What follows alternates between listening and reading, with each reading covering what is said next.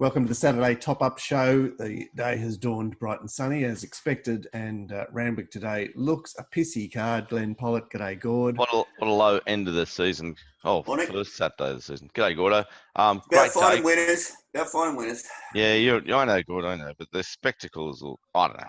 Well, there you go, Glenn. You were a little bit excited about one horse and 7.55. Bum bum bum bum. Late scratching. Broken arrows. Oh, well. It is what it is. Let's get out there and see how it goes. There's no wind to speak of, and can't wait to get there, really, despite all the complaining I've just done. Race one, a little bit of interest in there's Fling. We mentioned her yesterday. She's the $12,000 Cowra winner last start. She's had some support, and Bazooka, horse of focus on the preview show yesterday, has firmed, although it doesn't look as firm as the tab would have you believe there, based on that early Betfair screen. Syncline, I guess, is your starting favourite there. Anything to add here, Gord? No, not really. Just same thoughts as yesterday. Yeah, and Glenn, any More I look at this race, clarity? boys, the more I think it's a race up for grabs. I mean, I can see number 2 winning because Mark Stores there yesterday, which I went back and redid, and impossible for me to find 9 at that price. And I suppose Bazooka today. Yeah. All right, race 2 is the highway. The firmer is the horse of focus yesterday, which is Get Mr. your little Magical. toys up. Yeah. I bet they're paying us to put these ads up. I don't know. Should we get them to pay us? They tried paying us once, and then they decided they didn't. They didn't like us. They didn't like me. Yeah. They liked you. Well, I don't know about that. I'm tied to you. We're all in this together. Anyway, right. This highway, Mr. Magical, obviously the horse of focus. I guess, Gord, you'll get a little bit of a guide from race 1 as to any early thoughts of retrack, but certainly imagine Mr. Magical is either right on the speed or just in behind the speed here in this 1,200 metre highway.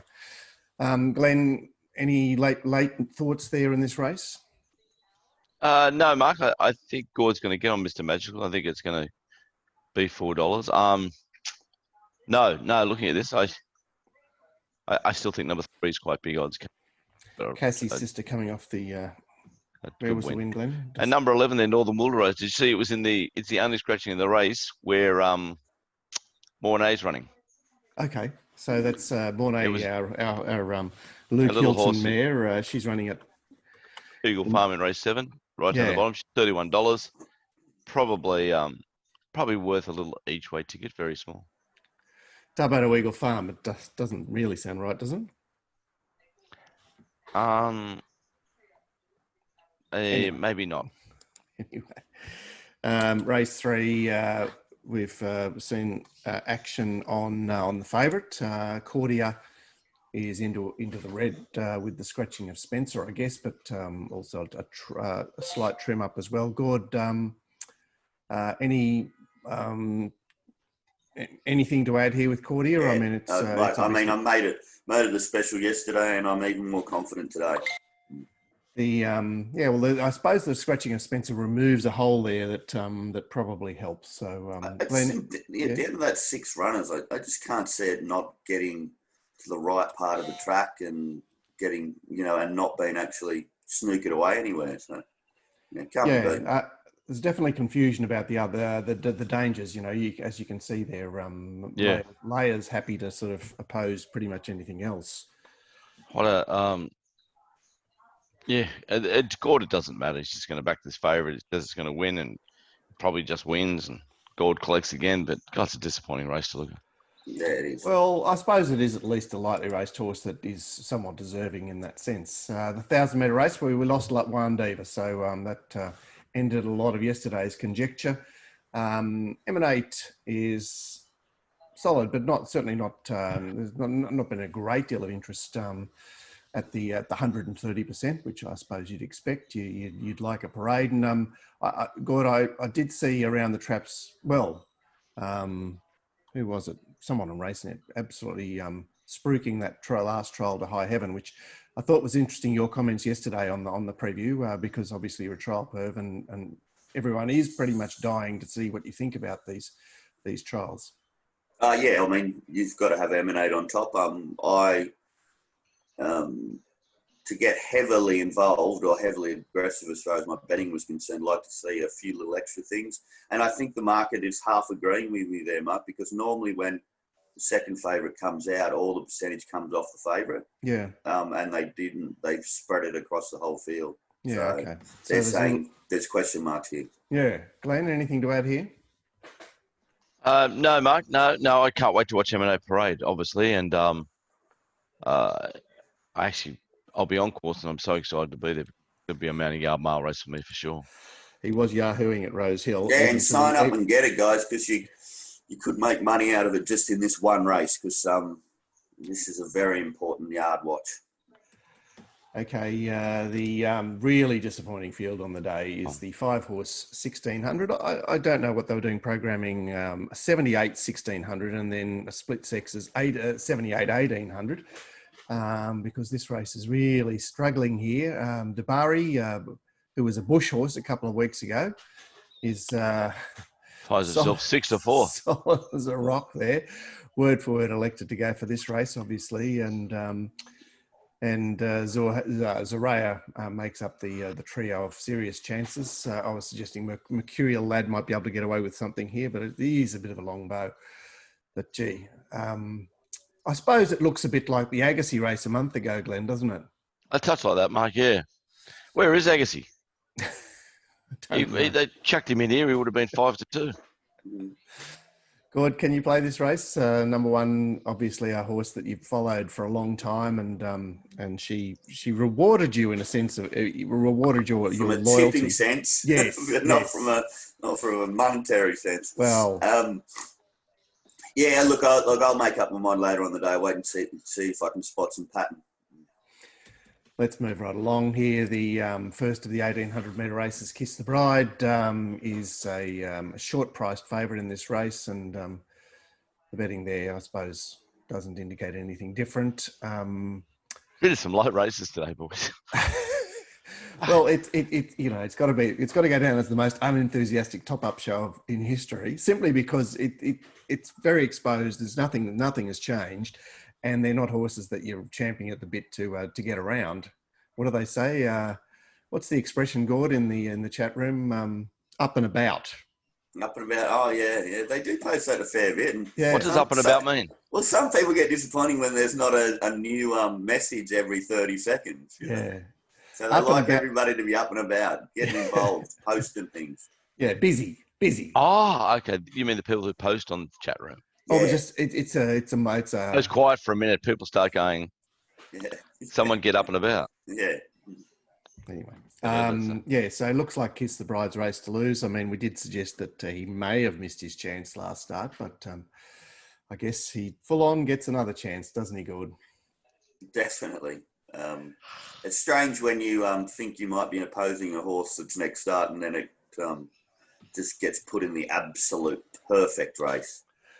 J Mac coming back obviously today, and it is the first race of the new season. Does he signal his intentions for the season here? Am I allowed to boo him, Mark?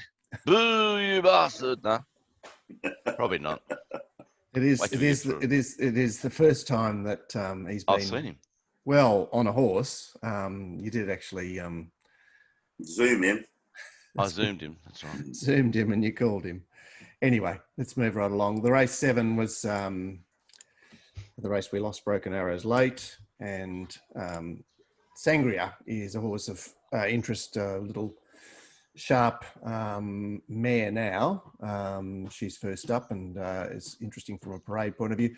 See Black Magnum, there's a little bit of a juice there.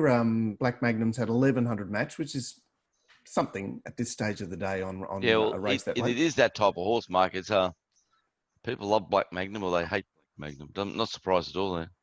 Well, he's. What about 9 backing up? You surprised? No. Okay. I saw it all. Joe, it's deep into his preparation. He's just going, well, soon it's going to be all over for this horse, so I better try and grab something while I can. Okay. Anyway, there are a handful of resumers there. Obviously, the very honest in and up who's coming back in distance. Brock Ryan on and Nash off. Black Magnum is coming off an unlucky, but probably in the right spot. Unlucky I last can start. see myself sending Sangria out on top or not in the 4. That's how important the yard is. Yeah. Gordon, you got any clarity at this stage, or are you just waiting and seeing? Slightly keener on the 7, Sangria. Okay, the 1800 metre race for mares is the penultimate, and we've got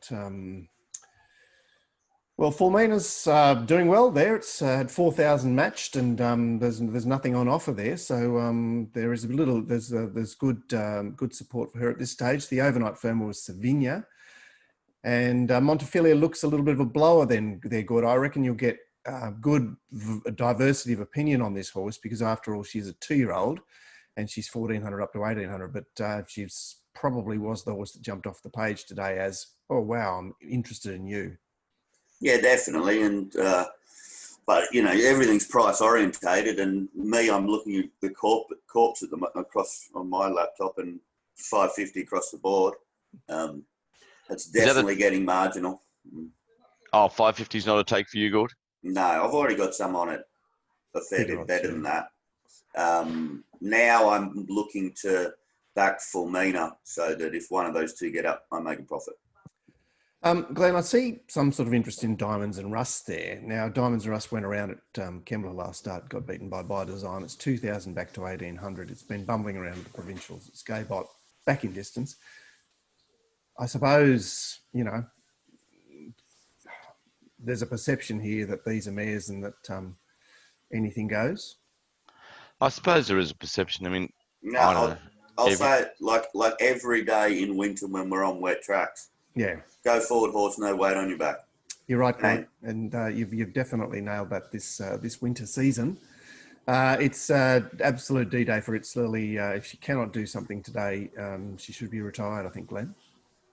I agree with that, Mark. I don't usually look at your assessments. I've seen you marked it quite long. Yeah, I did. Thrown it in the bin. Which I was surprised because you were quite easy to convince to put it in the quaddie, yet you've thrown it in the bin. Oh, it's one of those, you know, like vexing state of mind decisions at the time when I was doing the race. Move on to the nightcap, which has had a few scratchings. And good old Charatera is the overnight firmer.